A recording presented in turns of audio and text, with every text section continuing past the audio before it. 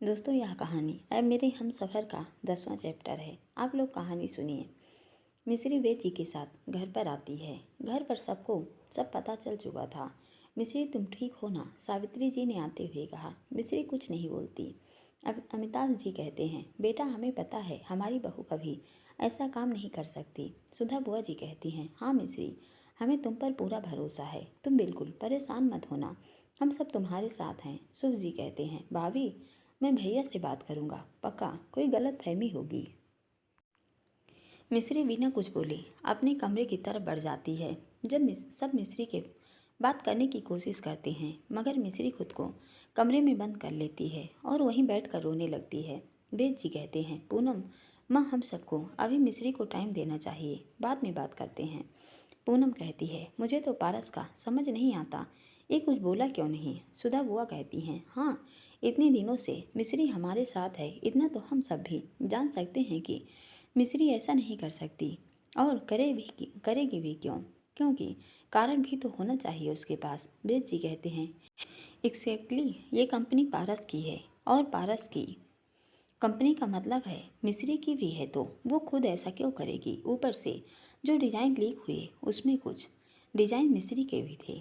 पूनम जी कहती हैं, हाँ। बिना सबकी बातें चुपचाप सुन रही थी और मन में कहती है, ये सब लोग मिस्री की इतनी तरफदारी क्यों कर रहे हैं? न जाने क्या जादू किया है इन सब पर मिस्री ने। इधर पारस जो अपनी गाड़ी को बहुत तेज़ी से दौड़ा रहा था, अचानक उसके सामने ट्रक आ जाता है और वो बहुत मुश्किल से गाड़ी रोकता है और फिर गुस्से से स्टीयरिंग पर हाथ मारता है। इधर मिस्री अपने कमरे में रो रही थी। रात का समय हो जाता है। सभी परेशान हॉल में बैठे थे। बीना आते हुए कहती है, सभी खाना खा लीजिए। सावित्री जी कहती हैं, मुझे भूख नहीं है। अमिताभ जी कहते हैं, मेरा मन नहीं है। एक एक करके सभी खाना खाने से मना कर देते हैं। बीना को और गुस्सा आता है। उसने सबको इम्प्रेस करने के लिए अपने हाथों से खाना बनाया था। बीना सुप से कहती है। सुप धीरे से बीना से कहता है, जब सब खाना नहीं खा रहे तो मैं कैसे? मुझे भी नहीं खाना। और सुप अपने रूम में चला जाता है। बीना अपने पैर पटकते हुए वहाँ से चली जाती है। तभी पारस के एक हाथ में कोट था, एक हाथ में उसका बैग, और वो ऊपर जाने लगता है। तभी सावित्री जी गुस्से से कहती हैं, रुक जा। पारस इग्नोर करके जाने लगता है। तभी पूनम गुस्से से कहती हैं, रुको पारस। पारस अपने कदम रोकता है। सावित्री जी उसके पास आती हैं और कहती हैं, तुम्हें पता है आज तुम्हारी खामोशी ने क्या किया? एक मासूम सी बच्ची को दोषी साबित कर दिया।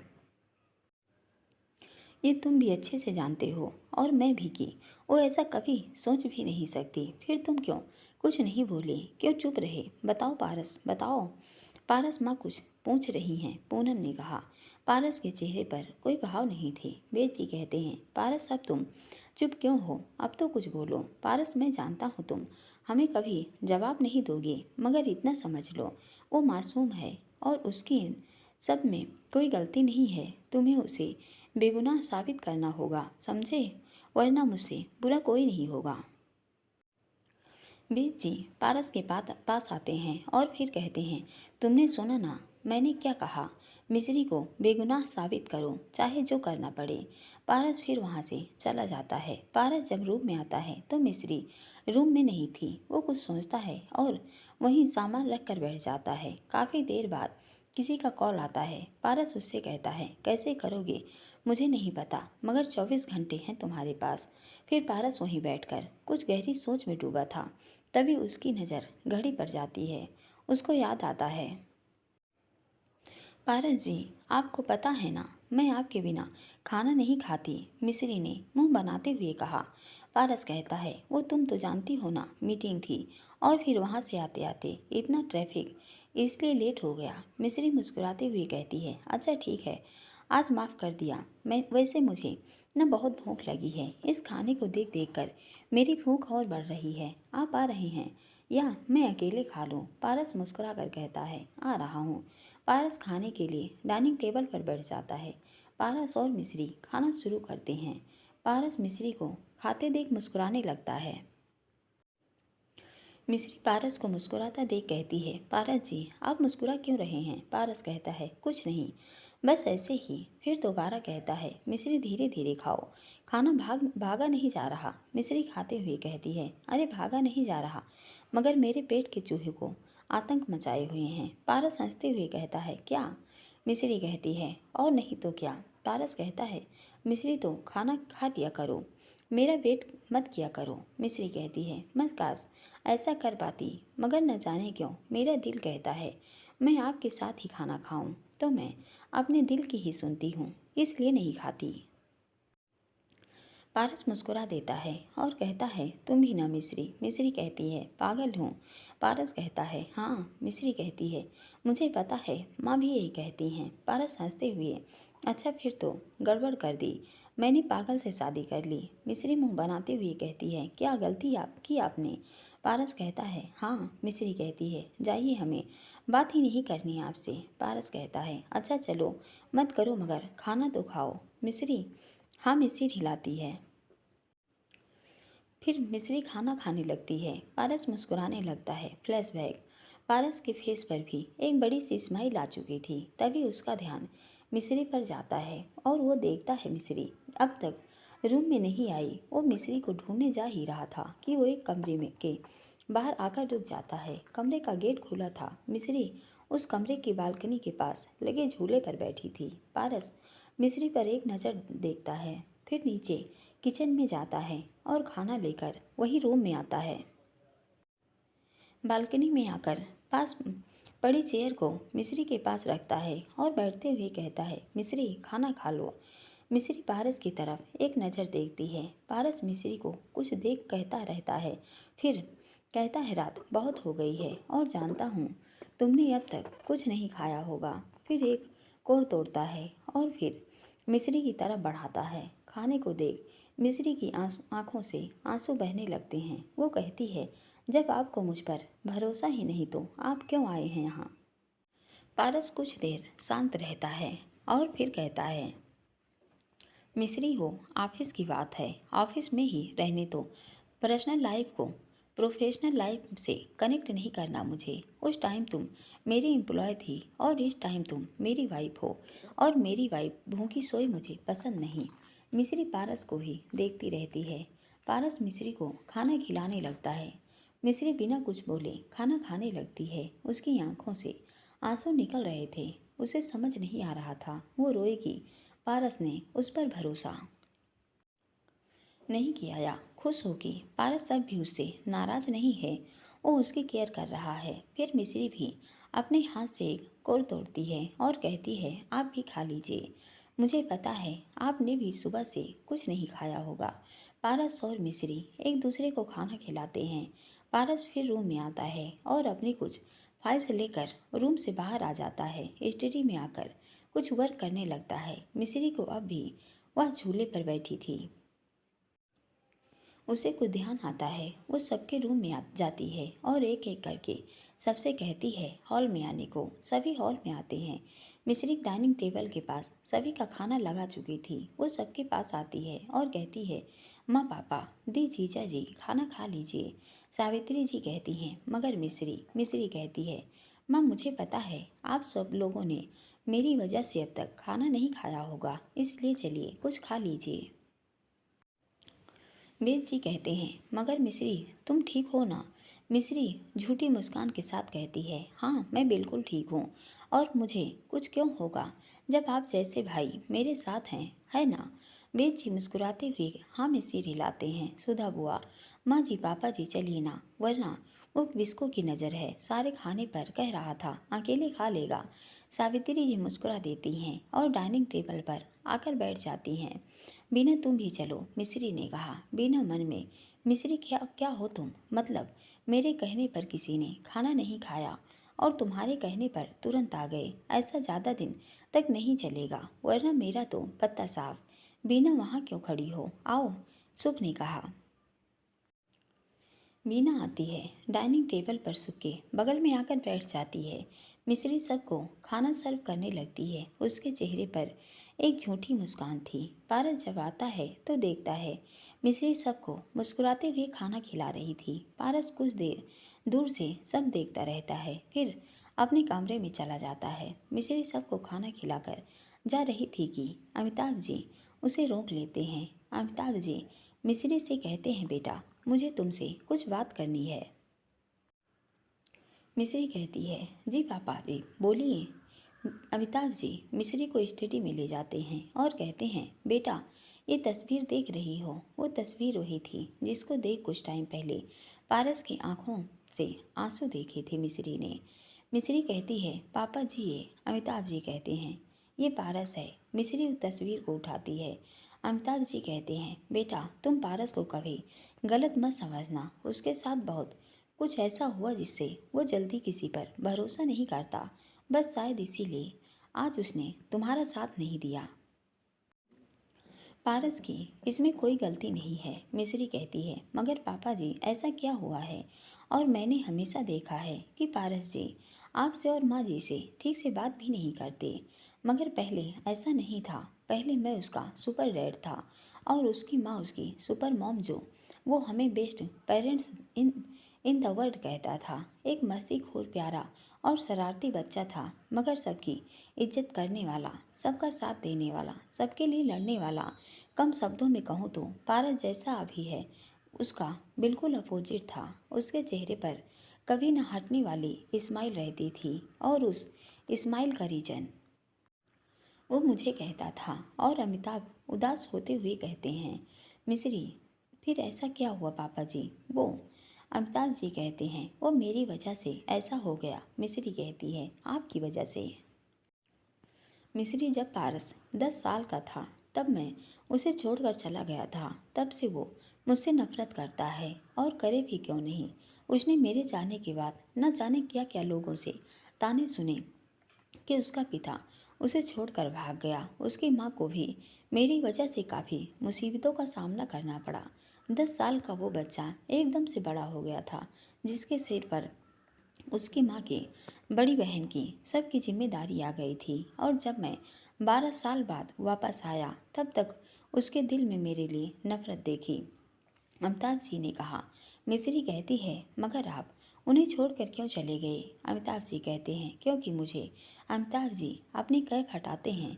उनके सिर पर छोटे छोटे बाल थे, सिर पर कुछ लकीर बनी हुई थी जिसमें टाँके लगे थे। ऐसा लग रहा था कि सिर का ऑपरेशन हुआ हो। मिश्री उसे देख हैरान रह जाती है और कहती है, पापा जी ये। अमिताभ जी कहते हैं, मुझे ब्रेन ट्यूमर हो गया था और घर की हालत ऐसी नहीं थी कि मेरा इलाज करवाया जा सके। इसलिए मैंने सोचा कि अगर मैं यहाँ रहा तो अपने बच्चों पर बोझ बन जाऊँगा। इसलिए मैं सबको छोड़कर उनसे दूर चला गया। एक दिन जब मैं सड़क पर जा रहा था तब अचानक मेरे सिर में दर्द हुआ और मैं वहीं बेहोश हो गया। जब आँख खुली तो मैं एक हॉस्पिटल में था। वहाँ पता किया तो पता चला एक आदमी ने मुझे वहाँ एडमिट करवाया था। उसने मेरे इलाज के लिए पैसे भी दिए थे। मैं उसका आभारी था। मैं उससे मिलना चाहता था, मगर लोगों ने बताया कि वो जल्दी में ही मिलने आएगा। जिस दिन मेरा ऑपरेशन था उस दिन वो आदमी मेरे से मिलने आया। हमारी काफ़ी बातें हुई, मगर मुझे वो कुछ परेशान सा लग रहा था। जब मैंने उससे उसकी परेशानी का कारण पूछा तब उसने बताया कि उसके बिजनेस में कुछ लॉस हुआ है, जिसकी वजह से वो परेशान है। उसको इस टाइम पैसों की थोड़ी तंगी है। तब मैंने उससे पूछा कि जब ऐसा है तो वो मेरी मदद क्यों कर रहा है। तब उसने हंसते हुए कहा, पैसे का क्या है, आज है कल नहीं, मगर इन पैसों से अगर किसी की ज़िंदगी बच जाए तो इससे अच्छी बात कोई नहीं हो सकती। और हाँ, उसे पैसों की तंगी है, इसका मतलब ये नहीं कि उसके पास बिल्कुल पैसे नहीं हैं। वो इस काबिल अभी है कि वो अपना बिजनेस ठीक से कर सके। सच में वो व्यक्ति बहुत अच्छा था, मगर जब मेरा ऑपरेशन हुआ उसके बाद वो मुझसे मिलने कभी नहीं आया। न जाने क्यों।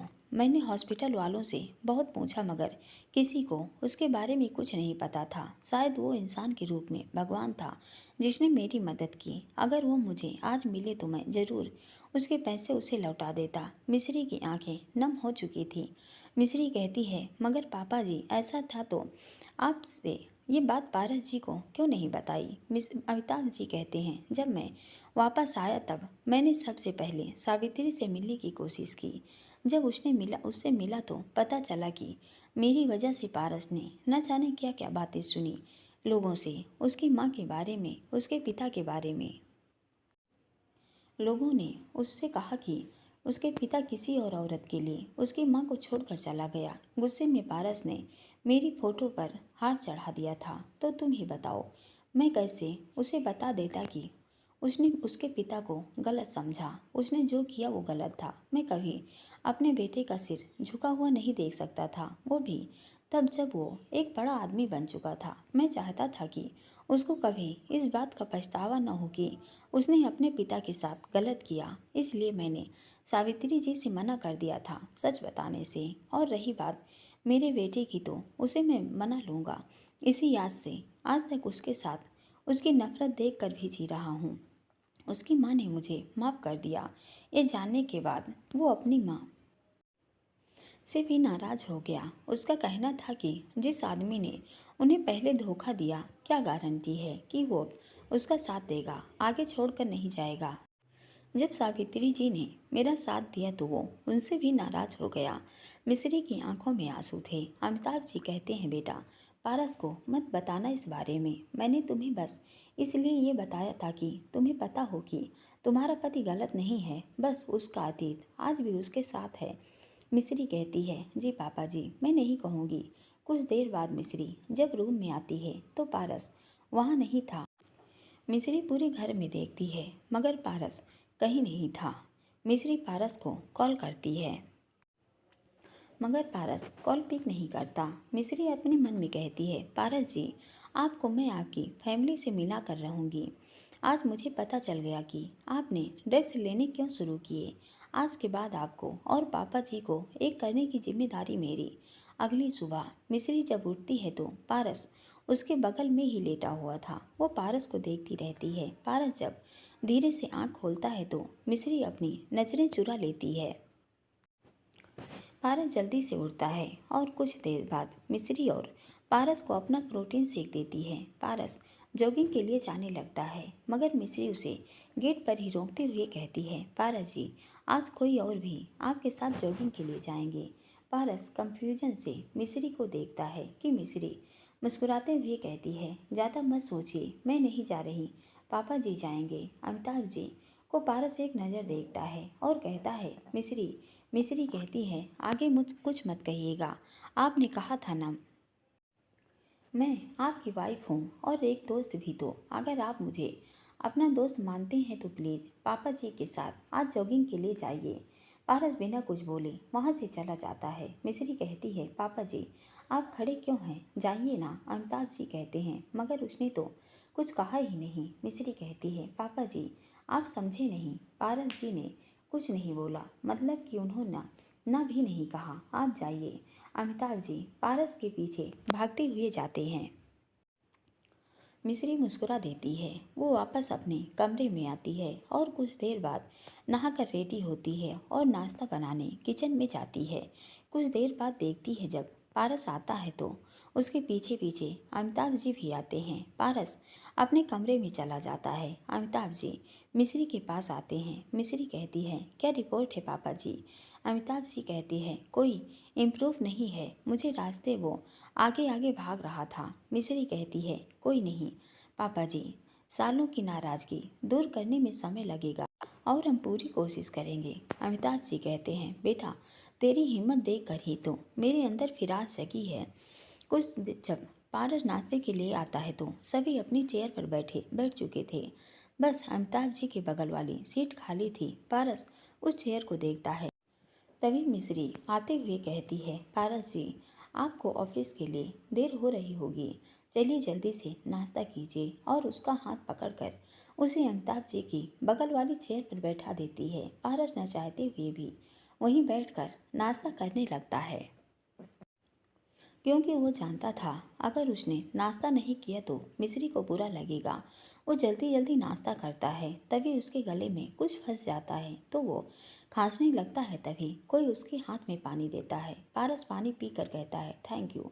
मगर जब वो देखता है तो पानी मिस्री ने नहीं अमिताभ जी ने दिया था। पारस वापस प्लेट की तरफ देखने लगता है और फिर अचानक खड़े होकर कहता है, मेरा हो गया। वो उठता है और अपने कमरे में चला जाता है। मिस्री मुस्कुराकर अमिताभ जी की तरफ देखती है। अमिताभ जी भी स्माइल करने लगते हैं। कुछ देर बाद मिस्री जब कमरे में आती है तो देखती है पारस ऑफिस के लिए रेडी हो गया है। मिस्री उसे आकर उनकी आवाज़ देते हुए कहती है, पारस जी आप ठीक हैं ना? पारस कहता है, हाँ मुझे क्या हुआ है? मिस्री कहती है, कुछ नहीं। पारस कहता है, अच्छा वैसे तुम रेडी क्यों नहीं हुई? अब तक ऑफिस नहीं जाना क्या? मिस्री उदासी भरी आवाज़ में कहती है, ऑफिस से तो मुझे निकाल दिया है। पारस कहता है, किसने निकाला तुम्हें? मिस्री कहती है, वो कल सीजा। पारस कहता है, वो मेरा ऑफिस है, सीजा का नहीं। तो मैं जानता हूँ कब किसे निकालना है। तुम ऑफिस के लिए रेडी हो जाओ। पारस इतना कहकर बाहर चला जाता है। मिस्री को कुछ समझ नहीं आता। मिस्री रेडी होने लगती है, तभी बीना भी आ जाती है। मिस्री को देख कहती है, कितनी बेशर्म हो ना तुम। एक जो जेठ जी की कंपनी में इतना बड़ा कांड किया और इतनी खुशी से रह रही हो। मिस्री कहती है, बीना वो मैंने नहीं किया। बीना कहती है, अच्छा तो किसने किया? हाँ। मिस्री कहती है, मैं नहीं जानती। बीना कहती है, मुझे अच्छे से पता है ये सब तुमने ही किया होगा। मिस्री की आंखों में आंसू आ जाते हैं। वो कहती है, बीना मैं सच कह रही हूँ, इन सब के बारे में मुझे कुछ नहीं पता। बीना कहती है, देखो तुम्हारे ये आंसू घर के लोगों को पिघला सकते हैं जो तुम्हारे बारे में नहीं जानते। मैं अच्छे से जानती हूँ तुम्हें। तुम जिनकी बेटी हो वो खुद एक। मिस्री चीखते हुए, बीना इससे आगे कुछ नहीं। मेरे पापा के बारे में एक भी शब्द मत कहना। बीना कहती है, क्यों क्यों न कहूँ? तुम्हारे पिता ने न जाने कितने लोगों को धोखा दिया है, धोखेबाज हैं वो, और तुम उनसे भी 10 कदम आगे। उन्होंने तो बस दूसरों को धोखा दिया और तुमने अपने ससुराल को ही। मिस्री अपने कान बंद कर लेती है और रोने लगती है। बीना कहती है, अब कान बंद करने से क्या होगा? जब काम ऐसे किए हैं तो सुनने की हिम्मत भी रखो। मिस्री रोते हुए नीचे बैठ जाती है और कहती है, बीना प्लीज़ प्लीज़ चुप हो जाओ। मीना कहती है, मैं चुप नहीं होऊंगी, समझी तुम? एक तो मेरे ससुराल में ही तुमने शादी कर ली, न जाने क्या जादू किया और मेरे ससुराल वालों पर भी काला जादू कर दिया। जब से आई हूँ मिस्री मिस्री मिस्री, बस यही माला जप रहे हैं। मिस्री अपनी आंखें और कान बंद कर जमीन पर बैठी रोने लगती है। बीना उसको बहुत सुनाती है और वहाँ से चली जाती है। पारस जब कमरे में आता है तो देखता है मिस्री जमीन पर बैठी रो रही है। पारस दौड़ते हुए उसके पास आता है और उसके पास बैठते हुए कहता है, मिस्री मिस्री क्या हुआ? क्या हुआ मिस्री? तुम रो क्यों रही हो? मिस्री बस रोए जा रही थी। पारस को देखो उसके सामने रोते हुए कहती है, पारस जी मैंने कुछ नहीं किया, मैं धोखेबाज नहीं हूँ। मिस पारस कहता है, तुम ये क्यों कह रही हो? किसने तुम्हें ये सब कहा? मिस्री रोते हुए पारस के गले आ लगती है। वो फूट फूट कर रोते हुए कहती है, पारस जी मैंने कुछ नहीं किया, मैं बेगुनाह हूँ। मैं कभी ऐसा काम नहीं कर सकती आपको धोखा। नहीं पारस जी नहीं। पारस उसके सिर पर हाथ सहलाते हुए कहता है, हाँ मिस्री मैं जानता हूँ। तुम रोना बंद करो बस, तुम चुप हो जाओ। मिस्री काफ़ी देर तक ऐसे ही रोती रहती है और बेहोश हो जाती है। पारस मिस्री को बेड पर लेटा देता है। उसके सिर पर हाथ फेरते हुए कहता है, जिसने तुम्हारे साथ ऐसा किया ना, वो मुझसे नहीं बचेगा। फिर पारस वहाँ से चला जाता है। वो ऑफिस आता है, तभी सीजा भी वहीं आ जाती है। सीजा पारस के केबिन की तरफ आ रही थी, तभी वो एक नज़र मिस्री के टेबल पर देखती है, फिर कुटिल मुस्कान के साथ वहाँ से पारस के केबिन की तरफ बढ़ जाती है। पारस जो अपने केबिन में बैठा किसी से गुस्से में फ़ोन पर बात कर रहा था। सीजा गेट पर खड़े होकर कहती है, पारस। पारस पलट कर देखता है। सीजा उसके पास आते हुए कहती है, सीजा पारस तुम यहाँ, तुम ठीक हो ना? पारस कहता है, हाँ मुझे क्या हुआ? सीजा कहती है, वो डिजाइन्स लीक हुए तो मुझे लगा कि तुम टेंशन में होगी, इसलिए मैं तुम्हारे पास आ गई। पारस कहता है, ओह रियली? सीजा पारस के कोट की टाई ठीक करते हुए कहती है, हाँ वैसे आज तक मैंने कभी तुम्हें कहा नहीं, मैं तुम्हारी बहुत फिक्र करती हूँ। पारस कहता है, अच्छा सच में? सीजा कहती है, और नहीं तो क्या, और तुम हो ही कि मिस्री में ही खैर छोड़ो, उस धोखेबाज की बात करके तुम्हारा मूड खराब नहीं करना चाहती। पारस कुछ नहीं बोलता, तभी कुछ सोचता है और कहता है, अच्छा तुम क्या मेरे साथ बाहर चलना पसंद करोगी? सीजा उछलते हुए, हाँ ज़रूर, वैसे तुम्हें ये आइडिया कहाँ से आया? पारस रोमानियत अंदाज में सीजा की आंखों में देखते हुए कहता है। सीजा के पास आता है और उसको अपनी तरफ करके उसके जुल्फों को संवारते हुए कहता है, वो क्या है ना, काफ़ी टाइम से मैं भी तुमसे कुछ कहना चाह रहा था, तो आज जब तुमने कहा मुझे तुम्हें मेरी फिक्र है तो सोचा जब तुम भी मुझसे इम्प्रेस्ड हो तो क्यों ना। सीजा पारस के आंखों में देखते हुए, हाँ क्यों नहीं। सीजा खुश हो जाती है और मन में कहती है, फाइनली पारस राजपूत अब सीजा का हो जाएगा। पारस कहता है, ओके तुम चलो कार में बैठो, मैं कुछ देर में आता हूँ। सीजा खुश होते हुए, ओके बेबी मैं कार में हूँ, तुम जल्दी आना। पारस कहता है, ऑफ कोर्स, अब तो मुझे भी इंतज़ार नहीं हो रहा। सीजा शर्म से सिर झुका देती है और वहाँ से चली जाती है। पारस जब बाहर आता है तो केके वहीं गेट पर फाइल लेकर खड़ा था। पारस केके को देख कहता है, तुम? केके कहता है, वो ये फाइल साइन करवानी थी, मैंने मिस्री मैम को दी थी, मगर वो इसे यहीं छोड़कर पता नहीं कहाँ भागती हुई चली गई। पारस कहता है, ओके उसे जाने दो, लाओ मैं फाइल साइन कर दूं। पारस फाइल साइन करता है और वहाँ से चला जाता है और कार में आकर बैठ जाता है। सीजा पारस का हाथ पकड़ उसके कंधे पर सिर रख लेती है। पारस के चेहरे पर कोई भाव नहीं थे। वो ड्राइवर से कहकर गाड़ी स्टार्ट करने के लिए कहता है। इधर मिस्री ऑफिस से निकलने के बाद अपनी कार में आकर बैठ जाती है और कार स्टार्ट करवाती है। उसके आंखों के सामने पारस के केबिन का दृश्य दौड़ जाता है।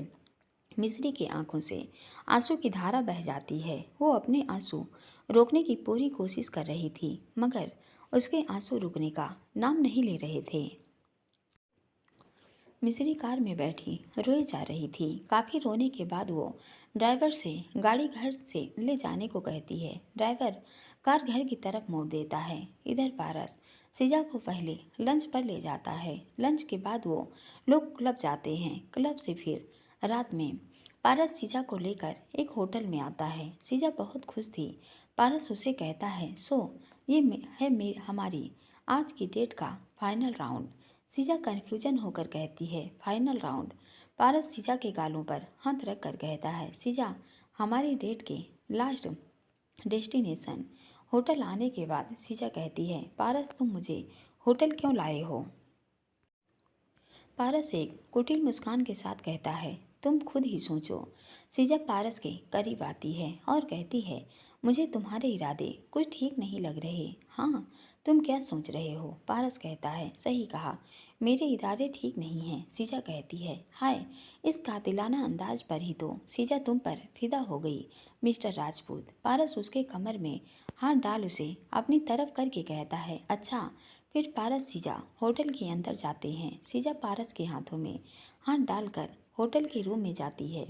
सीजा बहुत खुश थी। आखिर उसे जो चाहिए था उसे वो मिल गया था। पारस रूम में आकर होटल रूम का डोर लॉक करके कहता है, सो सीजा, आखिर तुमने जो चाहा वो मिल गया ना? सीजा कहती है, राइट। पारस कहता है, और मुझे जो चाहिए अब वो मिलेगा, राइट? सीजा पारस के करीब आकर, हाँ बेबी, तुम्हें क्या चाहिए? हाँ, वो उसके होठों के तरफ बढ़ने लगती है। पारस पीछे हटता है और कहता है, सीजा। तभी डोर बेल बजती है, कोई आता है। पारस डोर ओपन करता है। अब अटेंडेंट वाइन लेकर आई थी। पारस उससे वाइन लेकर दोबारा डोर लॉक कर देता है। पारस कहता है, सीजा ये तुम्हारे लिए। सीजा, वो वाओ, ये मेरे लिए। Paras, of course you like it. सीजा कहती है, yes thank you baby. Paras कहता है, कैन यू? सीजा कहती है, ऑफ कोर्स, तुम बैठो, मैं वाइन ग्लास में डालकर लेकर आती हूँ। पारस कहता है, ओके, दिन मैं शावर लेकर आता हूँ। सीजा वाइन ग्लास में करती है और लाइट म्यूजिक ऑन कर देती है। पारस कुछ देर बाद सागर लेकर आता है। सीजा वाइन के ग्लास लेकर वहीं सोफे पर पास बैठी थी। पारस भी वहीं जाकर उसके पास बैठ जाता है। पारस कहता है, सीरियसली यार, आज का दिन तुम्हारी जिंदगी भर याद रहेगा। सीजा कहती है, हाँ वो तो है। पारस सीजा को वाइन देता है। सीजा वाइन पीती है। उधर जब मिस्री घर पहुंचती है तो उसे आते देख वेद जी कहते हैं, मिस्री क्या हुआ तुम? मिस्री बिना कुछ कहे जल्दी से अपने आंसू साफ करके कहती है, जीजा जी। वेद जी कहते हैं, मिस्री तुम रो क्यों रही हो, क्या हुआ? मिस्री नज़र चुराते हुए कहती है, कुछ नहीं जीजा जी। वेद जी कहते हैं, मिस्री तुम ऑफिस गई थी ना, क्या पारस ने कुछ कहा? मिस्री झूठी मुस्कान और नजरें झुकाकर कहती है, नहीं जीजा जी, कुछ नहीं। वेद जी कहते हैं, अच्छा तो नजरें क्यों चुरा रही हो और आंखों में आंसू क्यों हैं? मिस्री अपनी आंखों पर हाथ लगाकर कहती है, जीजा जी वो कुछ चला गया था और पारस जी उन्हें नो तो मुझे कुछ नहीं कहा, कुछ नहीं। इतना कहकर मिस्री अपने कमरे में चली जाती है। वेद जी उसे जाता देखते रहते हैं। वेद जी कहते हैं, मिस्री मैं कोई बच्चा नहीं हूँ जो आंखों के आंसू और दिल में उठे दर्द की आवाज़ को न सुन सकूं। तुम्हारी आवाज़ में दर्द है, जरूर पारस ने कुछ कहा। फिर वेद जी के केके को कॉल करते हैं। इधर मिस्री रूम में आकर बेड पर लेटकर बहुत रोने लगती है। उसकी आंखों के सामने बार बार बस पारस और सीजा आ रहे थे। वेद जी पारस को कॉल करते हैं मगर उसका कॉल नहीं लगता। वेद जी पूनम के पास आकर कहते हैं, पूनम रात हो गई और तुम्हारे पारस को टाइम नहीं मिला मुझे कॉल करने का। सुबह से ट्राई कर रहा हूँ, ऊपर से सीजा के साथ गया है, न जाने वहाँ क्या हो रहा होगा। पूनम कहती है, अब फिक्र तो मुझे भी हो रही है। अगर केके उसके साथ होता तो टेंशन कम होती। मैं अब तो केके के भी नहीं है। इधर पारस सीजा को इतनी वाइन पिला चुका था कि वो अब न होश खो चुकी थी। वो पागलों की तरह हंस रही थी। पारस सीजा के पास आता है और कहता है, सो सीजा फाइनल गेम खेला जाए? सीजा कहती है, हाँ क्यों नहीं। वो पारस की तरफ बढ़ती है कि वो पीछे हट जाता है। सीजा गिरने ही वाली थी कि कोई सीजा को थाम लेता है। सीजा पीछे पलट कर देखती है। एक लड़की जिसने ब्लैक कलर की जैकेट और ब्लैक पैंट पहनी थी, आंखों पर ब्लैक चश्मे और कानों में राउंड राउंड वाली। पारस उसे एक कुटिल मुस्कान से देखता है और कहता है, सो डियर सीजा, क्या किया था आपने मेरी मिस्री के साथ? उसका कौन सा हाथ पकड़ा था? इतना कहते ही वो जो लड़की ब्लैक ड्रेस में खड़ी थी सीजा का एक हाथ मोड़ देती है। सीजा दर्द से कराहते हुए आह। पारस सोफे पर बैठ जाता है। उसको देख उसकी आंखों में देखने से सीजा को खौफ लगने लगा। वो बोली, पारस ये। पारस कुछ नहीं बोलता। कुछ और लड़कियां जो लुक में बिल्कुल पहले वाली लड़की की तरह थी, कुछ बेड के नीचे से, कुछ कर्टन के पीछे से निकल आती हैं। पारस कहता है, सोटी मेरे ख्याल से तुम्हें तुम्हारा शिकार मिल गया है। वो लड़की जो सीजा का हाथ पकड़ी हुई थी, वो एक कुटिल मुस्कान के साथ पारस को देखते हुए, यस सर। पारस कहता है, तो तमाशा शुरू करो। जितने आंसू मेरी मिस्री के आंखों से निकले उतने इसकी आंखों से भी निकलने चाहिए। T S boss. कुछ लड़कियां सीजा को पकड़ लेती हैं और उसे चेयर पर बैठा देती हैं। सीजा को वो चेयर पर बैठा रस्सी से बांध एक कैंची लेकर आती हैं। सीजा कहती है, पारस तुम तो मुझसे प्यार करते हो ना? पारस कहता है, प्यार और तुमसे नेवर, वो भी जब तुमने उसे दुख दिया जिसकी आंखों में मैं आंसू भी नहीं देख सकता, उसे सारे ऑफिस के सामने जलील किया। सीजा कहती है, मगर उसने तुम्हारे डिजाइन्स। पारस कहता है, डिजाइन्स उसने नहीं, तुमने लीक किए थे और नाम मेरी मिस्री का लगा रही हो। पारस कुछ नहीं, ये मैंने नहीं किया। सीजा डरते हुए बोली। पारस कहता है, अच्छा तो वो आदमी जो उस दिन मसूरी में मेरे कमरे में आया था, उसे तुमने पैसे नहीं दिए थे? सीजा कहती है, नहीं। पारस टी के तरफ देखता है। टी होटल रूम का गेट खोलती है। पारस कहता है, पारस राजपूत कभी किसी को बिना गलती की सजा नहीं देता। तभी टी उस आदमी को लेकर आती है। उस आदमी के मुंह से खून निकल रहा था। टी उस आदमी को पारस के कदमों में फेंक देती है। पारस कहता है, देख लो, वो आदमी सब सच बता देता है कि वो कैसे सीजा ने उसे डिजाइन चुराने के लिए पैसे दिए थे। सीजा उस आदमी को घूर कर देखती है। टी सीजा के पास बाल पकड़ पीछे कर कहती है, मिस सीजा, ये पारस राजपूत है, समझी, इनकी है। कि सज़ा कितनी भयानक होती है, उससे ज़्यादा ये हर सबूत इकट्ठा कर खुद पूरा फाइनल करने के बाद सज़ा देते हैं। और इनका निर्णय कभी गलत नहीं होता, सीजा कहती है। मगर पारस, जब तुम ये सब जानते थे तो सुबह से नाटक क्यों? पारस कहता है, वो इसलिए ताकि तुम्हें उस दर्द का, उस तकलीफ का एहसास हो जो दुख हमें उस इंसान से मिलता है। मेरी मिस्री को भी वही दर्द हुआ था। उसे मुझ पर पूरा भरोसा था कि मैं उसका साथ दूंगा, मगर मैं नहीं दे पाया। जानती हो क्यों? क्योंकि वहाँ खड़े सभी एम्प्लॉय उस पर उंगली उठाते कि उसका और मेरा कोई गलत रिश्ता है,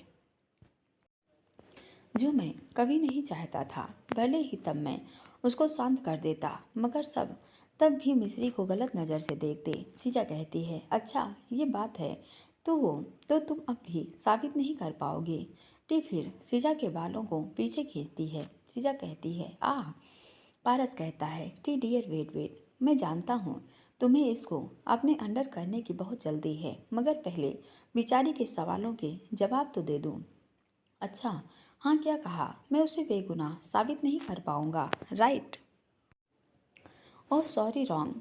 बेकाउज ये आदमी जिसे तुमने पैसे दिए थे, ये खुद उसको जीता जागता सबूत है। और हाँ, तुम्हारी इन्फॉर्मेशन के लिए बता दूं, जिस रूम में तुमने इसे बुलाकर पैसे दिए थे उसमें कैमरे थे, उसकी फुटेज भी उस मेरे पास आ चुकी है। और जिसे तुमने डिजाइन दिए थे उस कंपनी को, उसके ओनर को मैंने खरीद लिया है। सीजा उससे भी चीखते हुए कहती है, खुद को छुड़वाने की कोशिश करती है। पारस, ऐसा ना करो सीजा, वरना टी का टॉर्चर बढ़ जाएगा। फिर वो टी की तरफ देखता है। टी दूसरी लड़कियों को देखती है। वो जिसके हाथ में सीजर थी वो सीजा की तरफ आने लगती है। सीजा कहती है, ये तुम क्या करने वाले हो? पारस कहता है, ज़्यादा कुछ नहीं। जिस सीजा की अदा से तुम्हें प्यार है, बस उसे ख़त्म करना है। सीजा डरते हुए कहती है, मतलब? टी कहती है, अभी पता चल जाएगा। वो लड़की सीजा की तरफ बढ़ती है। सीजा चीखती है, बचाओ बचाओ। पारस, तुम ये ठीक नहीं कर रहे, तुम्हें मैं छोड़ूंगी नहीं। टी कहती है, सीजा के एक हाथ पर चाकू को कट मार देती है। सीजा दर्द से चीखते हुए रोने लगती है। पारस कहता है, इतना चीखने रोने की कोई फ़ायदा नहीं। पहले तो टी तुम्हें चीखने नहीं देगी, और अगर गलती से तुम चीखी भी तो तब भी इस कमरे से बाहर तुम्हारी आवाज़ नहीं जाएगी। वो क्या है ना, ये कमरा साउंड प्रूफ है। जिस सीजा अब पूरी तरह से डर चुकी थी। टी फिर सीजा को एक तमाचा जड़ती है और लगातार एक के बाद एक तमाचे की बरसात कर देती है। सीजा का चेहरा चाटों से सूज चुका था। सीजा मगर अब भी कहती है, पारस, तुमने ये ठीक नहीं किया। मैंने बस तुम्हारी एम्प्लॉय को हर्ट किया था, उसकी इतनी बड़ी सज़ा। पारस सीजा के पास आता है और गुस्से से दांत पीसते हुए कहता है, मिस्री एम्प्लॉय नहीं है, वो मेरी। पारस इससे पहले कुछ कहता वो रुक जाता है, क्योंकि उसने मिस्री से वादा किया था कि वो उसके और मिस्री के रिश्ते का सच बाहर किसी को नहीं बताएगा। पारस को चुप देख सीजा हंसते हुए कहती है, ओह अब समझी, वो तुम्हारी कीप है। पारस ये शब्द सुनते ही गुस्से में आ जाता है। वो खड़ा होता है। टी फिर सीजा को एक तमाचा जड़ देती है। पारस कहता है, टी ये सब काम तुम करती रहो, मैं चलता हूँ, मेरा दम घुट रहा है यहाँ। अच्छा हाँ, इसके बाद इसे पागल खाने भेजने का इंतज़ाम भी कर देना, क्योंकि पागल खाने ही ऐसे पागलों की सही जगह है। मैं श्योर इसको वह रोज़ इलेक्ट्रिक शॉक दिए जाएं। सीजा चीखते हुए, नहीं पारस, ये तुम ठीक नहीं कर रहे, मैं इसका बदला ज़रूर लूँगा, ज़रूर लूँगी। टी सीजा को एक ज़ोरदार तमाचा जड़ देती है। पारस वहाँ से बाहर चला जाता है। दोस्तों, अगर यह पार्ट आपने पूरा सुन लिया है तो आपको पता ही चल गया होगा कहानी आगे और ही इंटरेस्टिंग होने वाली है। इसलिए प्लीज़ चैनल सब्सक्राइब करिए, लाइक करिए और कमेंट करके बताइए कहानी कैसी लगी। धन्यवाद।